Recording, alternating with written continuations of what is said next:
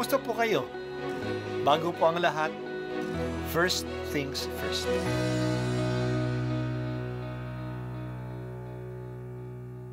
Good morning po.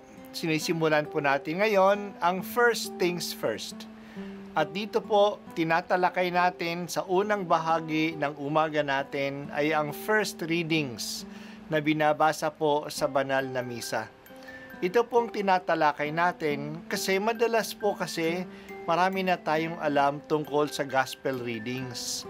Pero konti po ang nagsasalita sa first readings. Pero ang first readings, bahagi din po yan ng Biblia, ng banal na kasulatan.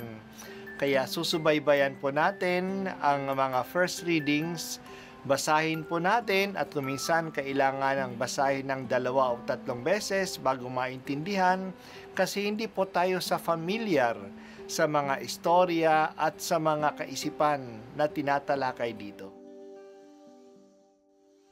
Ang pagbasa mula sa Aklat ng Mga Kawikaan. Gumawa na ng tirahan itong karunungan na itinayo niya sa 7 patibayan.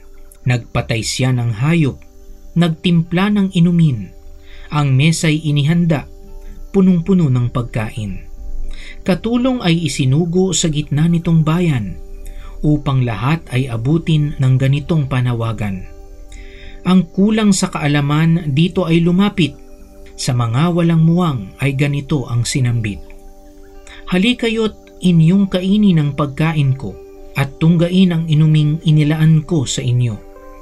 Lisanin ang kamangmangan upang kayo ay mabuhay, at ang landas ng unawa, ang tahakin at daanan. Ang salita ng Diyos. Salamat sa Diyos.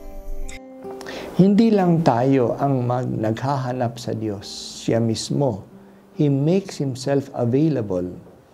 Hindi siya mahirap hanapin. Ang mga biyaya niya ay hindi mahirap tanggapin. Siya mismo ay nag-aalok sa atin.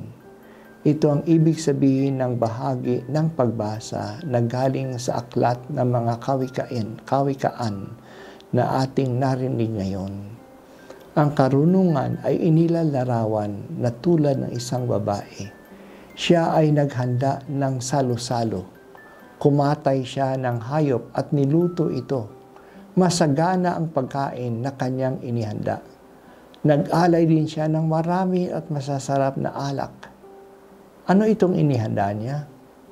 Hindi talaga pagkain kundi handaan ng karunungan at kaalaman. Nag-aalok ang Diyos ng karunungan na gagabay sa atin sa buhay. Pagsaluhan natin ito. Ito ay libre. Inaalok ito sa mga may kulang ng kaalaman, yung mga mangmang sa buhay, yung mga hindi nakakakilala sa Diyos. Lumapit tayo sa Kanya, nagpapakilala siya sa atin. Ang karunungan ay isang pinakamahalaga na biyaya ng Diyos. Ang may karunungan na galing sa Diyos ay magiging maalam sa buhay. Malalaman niya ang pamamaraan ng Diyos. Malalaman niya ang dapat gawin.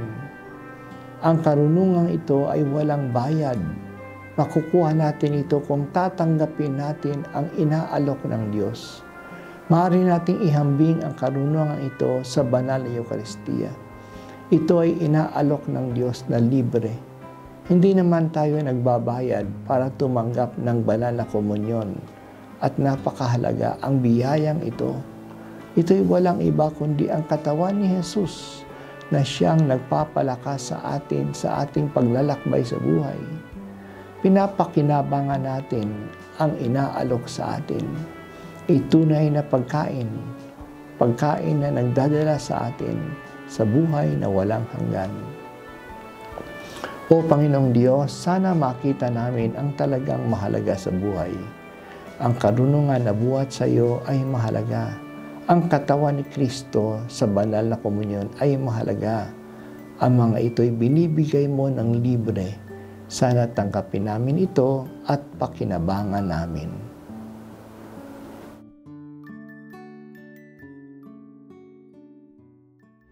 At ako po ay si Bishop Broderick Pabilio dito sa First Things First.